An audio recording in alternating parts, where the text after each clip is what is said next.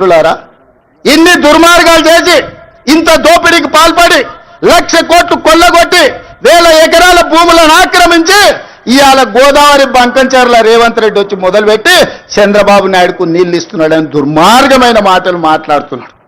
చంద్రబాబు నాయుడుతోనే ఉండాలంటే, చంద్రబాబు నాయుడుతోనే అంటగాగాలంటే అక్కడనే ఉండేటోని కదా. ఈ రాజీవ్ గాంధీ ఆశీర్వాదం తీసుకొని ఇక్కడ ఎందుకు ఉండేటోని చంద్రశేఖర్ రావు ఆనాడు సోనియమ్మ నమ్మించి కాళ్ళకు దండం పెట్టి కడుపులో తలకాయ పెట్టి నీతో చేరతాని అబద్ధాలు చెప్పి నట్టేట్లో ముంచి నడి బజార్లో మోసం చేసిన చరిత్ర నీదైతే తెలంగాణ ఇచ్చిన సోనియమ్మకు అండగా నిలబడాలి. ఆమె బిడ్డగా ఈ తెలంగాణలో ప్రజా ప్రభుత్వాన్ని తేవాలి అని చంద్రబాబు నాయుడును కాదనుకొని ఇవాళ కాంగ్రెస్ పార్టీలో చేరి ప్రజా ప్రభుత్వం రావడానికి మీ అందరితో కలిసి కదం కదం కలిపిన మిత్రులారా, ఇవాళ నేను అడుగుతున్న సూటిగా చంద్రశేఖరరావును, నిజంగా నీకు ధైర్యం ఉంటే, నీలో నీతి నిజాయితీ ఉంటే, చిత్తశుద్ధి ఉంటే గోదావరి బంకంచెర్ల గోదావరి నది జలాల మీద శాసనసభలో చర్చ పెడదాం. స్పీకర్కు లేఖ రాయి నువ్వు చెప్పిన తారీఖు నాడు అసెంబ్లీ పెట్టించే బాధ్యత మా శ్రీధర్ బాబు గారు తీసుకుంటారు. నువ్వు నేను చర్చ చేద్దాం. గోదావరి జలాలలో తెలంగాణకు అన్యాయం చేసింది ఎవరు? ప్రాణహిత చేవళ్లను తరలించే 1,00,000 కోట్లు దోసుకున్నది ఎవడు?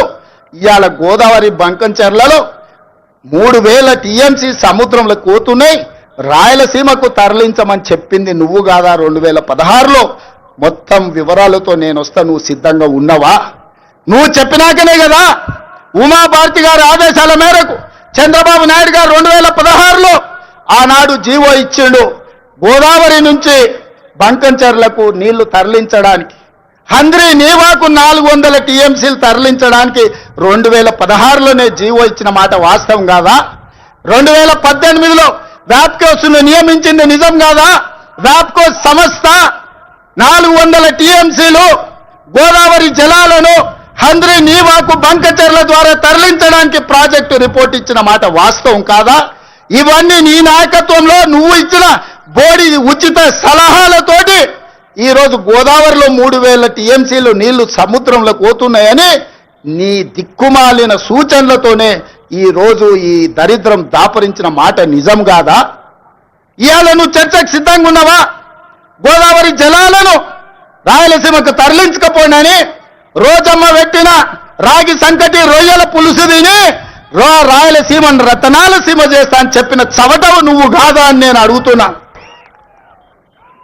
నీకు జీవితం ఇచ్చి, నీకు బతకడానికి నీడనిచ్చి, నిన్ను ప్రజాప్రతినిధిగా చేసి తెలంగాణ ముఖ్యమంత్రిని చేసిన తెలంగాణని ఎడారిగా మార్చి వందలాది గోదావరి టీఎంసీల నీళ్లను రాయలసీమకు తరలించమని చెప్పింది నువ్వు కాదా?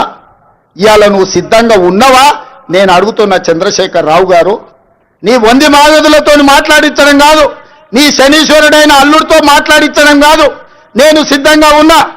గోదావరి బంకంచెర్ల ప్రాజెక్టు మీద నువ్వు చర్చకు రా. స్పీకర్ గారికి ప్రధాన ప్రతిపక్ష నాయకుడిగా లేఖ రాయి. శాసనసభ సమావేశాలు పెడతాం, ఎదురెదురుగా నిలబడతాం, మాట్లాడదాం. ఎవరు నిజాలు, ఎవరు జీవోలు ఇచ్చారు, ఎవరు తెలంగాణను దెబ్బతీసిండ్రో, ఎవరు నువ్వు తెలంగాణను దోక చేసిండ్రో, ఎవరు కాళేశ్వరం కట్టే కూలేశ్వరమైందో చర్చ చేయడానికి నువ్వు సిద్ధంగా ఉన్నవా? ఒకరోజు గోదావరి మీద చర్చిద్దాం, రెండవ రోజు కృష్ణానది జలాల మీద చర్చిద్దాం.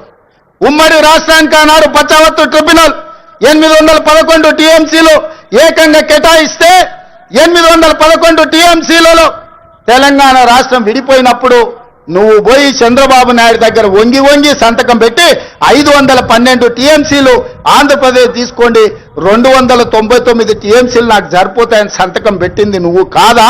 ఇవాళ కాగితాలని శాసనసభ ముందు పెడతా. నువ్వు చర్చకు సిద్ధంగా ఉన్నవా? 10 ఏళ్లలో ఏ ఒక్కరోజు కూడా కాగితాలు రాసుకొని పంపకాలు చేసుకున్నా 299 టీఎంసీ నీళ్లు ఎన్నడూ వాడలే. 200 టీఎంసీలు కూడా నికరంగా ప్రతి సంవత్సరం వాడలే. కేటాయింపులు 68% పరివాహక ప్రాంతం తెలంగాణ ప్రాంతంలో ఉంది. ఓన్లీ 32% ఆంధ్రప్రదేశ్లో ఉంది. ఆ లెక్క ప్రకారం అంతర్జాతీయ జల విధానంలో 555 టీఎంసీలు తెలంగాణ రాష్ట్రానికి రావాలి. కానీ ఆంధ్రప్రదేశ్కి 512 టీఎంసీలు ఇచ్చి తెలంగాణకు కేవలం 299 టీఎంసీలు సంతకం పెట్టి శాశ్వతంగా తెలంగాణకు మరణ శాసనం రాసింది చంద్రశేఖరరావు కాదా? సంతకాలతో సహా ఆధారాలతో సహా అసెంబ్లీకి వస్తా, చర్చించడానికి నువ్వు సిద్ధంగా ఉన్నవా అని నేను అడుగుతున్నా.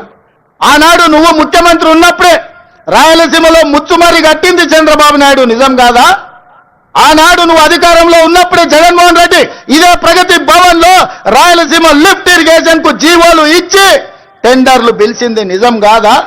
పోతిరెడ్డి పాడు పొక్కను పెద్దది చేసి రోజుకు 10 టీఎంసీల నీళ్లను తరలించకపోవడానికి సంతకాలు చేసి ప్రణాళికలు అమలు చేసింది నువ్వు ముఖ్యమంత్రిగా ఉన్నప్పుడు కాదా? ఆధారాలతో సహా నేను వస్తా, నువ్వు రా చర్చకు. కృష్ణా నది మీద మనకు నువ్వు రావాల్సిన నీళ్లను శాశ్వతంగా ఆంధ్రప్రదేశ్కు తాకట్టు పెట్టి తెలంగాణ రైతాంగం మీద మరణ శాసనం రాసింది నువ్వు కాదా? చేసిన తప్పులను కప్పుపుచ్చుకొని మొక్కం జల్లక ఫామ్ హౌస్లో పడుకొని ఇవాళ నీ అల్లుడిని ఊరి మీద వదిలేసి అచ్చోసిన ఆంబోతులాక నన్ను తిడుతున్నాడు. నేనేం చేసినా? నేను వచ్చినాక సీతారామక్క నీటికి 65 టీఎంసీల కేటాయింపులు తీసుకొచ్చిన. ఇవాళ సమ్మక్క సారలమ్మ ప్రాజెక్టు నీటి కేటాయింపుల కోసం మోడీతో కొట్లాడుతున్నా. నువ్వు వదిలేసిన తుమ్మిడి ఏటిని ఇవాళ ఎట్లయినా కట్టి ఆ తుమ్మిడి ఏటి ద్వారా శ్రీపాద ఎల్లంపల్లి శ్రీరామ్ సాగర్ కు నీళ్లు తెచ్చి ఈ రోజు ఉత్తర తెలంగాణను సస్యం సామలం చేయాలని నేను ప్రయత్నం చేస్తున్నా. నువ్వు ఆపేసిన పాలమూరు కావచ్చు, నువ్వు ఆపేసిన కల్వకుర్తి కావచ్చు, నువ్వు వదిలేసిన నెట్టంపాడు కావచ్చు, నువ్వు నిర్లక్ష్యం వహించిన బీమా ప్రాజెక్టులను పూర్తి చెయ్యాలని ఈ రోజు నేను నిరంతరం ప్రయత్నం చేస్తున్నా. నీ తప్పిదాలను కప్పిపుచ్చుకోవడానికి ఎవడు చెప్పిండంటే ఆయనకు, నీకిగా సంజీవిని గోదావరి జలాలే అని, సచ్చినోని బతికిచ్చేది గోదావరి జలాలే అని. అసెంబ్లీ అప్పుడు అధికారం పోయింది, పార్లమెంట్ అప్పుడు డిపాజిట్లు పోయినాయి, 0 వచ్చింది. శాసన మండలికి వచ్చేవరకల్లా పోటీ చేయడానికి అభ్యర్థులే దొరకలేదు. తెలంగాణలో పార్టీ చచ్చిపోయింది, సచ్చిన పాము. ఆ సచ్చిన పాము ఈరోజు గోదావరి జలాల సెంటిమెంటుతోని ఇవాళ మంటలు పెట్టి తెలంగాణలో పార్టీ మళ్ళీ బతుకుతుందట. ముందుగాల చూసిరానికి అల్లుని పంపించినాడు, ఎట్లున్నదో చూసిరాపో నేను మళ్ళీ వస్తా అని. ఎట్లకెళ్ళి వస్తావు? తెలంగాణ రైతాంగం అంతా ఎడ్డోళ్ళు అనుకుంటున్నావా, గుడ్డోళ్ళు అనుకుంటున్నావా చంద్రశేఖరరావు? అందుకే ఇవాళ తెలంగాణ రైతాంగం పక్షాన నేను ఈరోజు ఆనాటి ముఖ్యమంత్రికి ఈరోజు నేను సవాలు విసురుతున్నా. మీరు స్పీకర్ గారికి లేఖ రాయండి, శాసనసభ సమావేశాలను ఏర్పాటు చేద్దాం. గోదావరి జలాల మీద ఒకరోజు, కృష్ణానది జలాల మీద ఒకరోజు చర్చ పెడదాం. గోదావరి జలాలను తరలించకపోమన్నది ఎవరు? రాయలసీమను రతనాల సీమ చేస్తానది ఎవరు? ఈ రోజు సంపూర్ణంగా చర్చలు చేద్దాం. నేను తప్పు చేసినట్టు ఒక్క కాగితం చూపించినా, నేను మా ఉత్తమ్ కుమార్ రెడ్డి గారు ఆంధ్రప్రదేశ్ ప్రణాళికలు రచించినప్పుడే కేంద్ర ప్రభుత్వానికి ఫిర్యాదు చేసినాం, కేంద్ర ప్రభుత్వానికి చెప్పొచ్చినాం గట్టిగా, మీరు వాళ్ళకు సహకరిస్తే సుప్రీంకోర్టులో కలుసుకుందాం, మీ సంగతి వాళ్ళ సంగతి అక్కడ తేలుస్తామని చెప్పొచ్చింది మేము. మా చిత్తశుద్ధి నువ్వా ప్రశ్నించేది?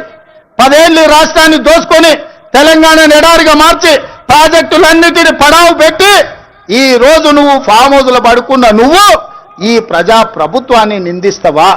అందుకే మిత్రులారా, మళ్ళొక్కసారి చెప్తున్నా మీడియా మిత్రుల ద్వారా చంద్రశేఖరరావు గారికి నేను సూటిగా సవాలు విసురుతున్నా.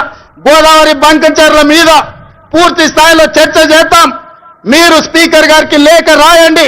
మీరు ఏ తారీఖు నాడు పెడితే ఆ తారీఖు నాడు మా ప్రజా ప్రభుత్వం చర్చలకు సిద్ధంగా ఉంది. ఆధారాలన్నీ నేను తీసుకొని వస్తా. తెలంగాణ ద్రోహులెవరో, గోదావరి జలాల దొంగలెవరో శాసనసభలోనే తేలుస్తాం. నీకు నీ అల్లునికి చిత్తశుద్ధి ఉంటే చర్చకు తీసుకొని రా, అప్పుడు మాట్లాడదాం తప్ప అబద్ధాల ప్రచారంతోని ప్రజల్ని మభ్యపెడతామంటే ఈడెవడు ఊరుకునేవాడు లేడు. అప్పుడంటే పెద్ద మనిషి జానారెడ్డి గారు నీతో ఎందుకులే అనుకున్నాడు. ఇప్పుడు అట్లాంటి పరిస్థితి ఏం లేదు. రా, వస్తే చెప్తా శాసనసభలో నీ సంగతి. అందుకే మిత్రులారా, ఇవాళ నేను ఒక్కటే మాట చెప్పదలుచుకున్నా. వ్యవసాయం దండగ కాదు, వ్యవసాయం పండుగ. రైతు రాజును చేయడమే మా లక్ష్యం. ఈ రైతుల కోసం ఎంత దాకైనా ఎవరితోనైనా కొట్లాడతాం, ఈ తెలంగాణ రైతాంగానికి వ్యవసాయాన్ని లాభసాటిగా చేసే వరకు మా ప్రభుత్వం అండగా నిలబడుతుంది. ఈ రైతాంగ ఆశీర్వాదం ఉన్నోడే రాజు అవుతాడు. ఈ రైతులు తిరస్కరించినోడు ఎవడైనా రావణుడైతాడు. అందుకే రావణాసురుడు అయిపోయి ఫామ్ హౌస్ లో నిద్రపోతున్నాడు. ఇవాళ రైతును రాజు చేసే ప్రభుత్వం ఈ వేదిక మీద ఉన్నది. ఇంత మంచి కార్యక్రమాన్ని ఏర్పాటు చేసి తెలంగాణ రైతాంగంతో మాట్లాడడానికి అవకాశం కల్పించిన వ్యవసాయ శాఖ, ఆర్థిక శాఖకు మనస్ఫూర్తిగా కృతజ్ఞతలు తెలియజేస్తూ, నెక్స్ట్ ఈ అసైన్మెంట్ కంప్లీట్ అయింది. భట్టి గారు ఏదో విరామం తీసుకుందాం అనుకుంటున్నట్టున్నాడు.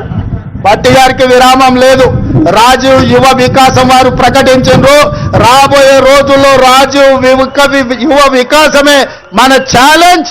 నెక్స్ట్ రాజీవ్ యువ వికాసాన్ని ముందుకు నడిపించి యువకులను ఆదుకునే ప్రణాళికలు సిద్ధం చేసుకొని మీ ముందుకు వస్తాం. మీ ఆశీర్వాదం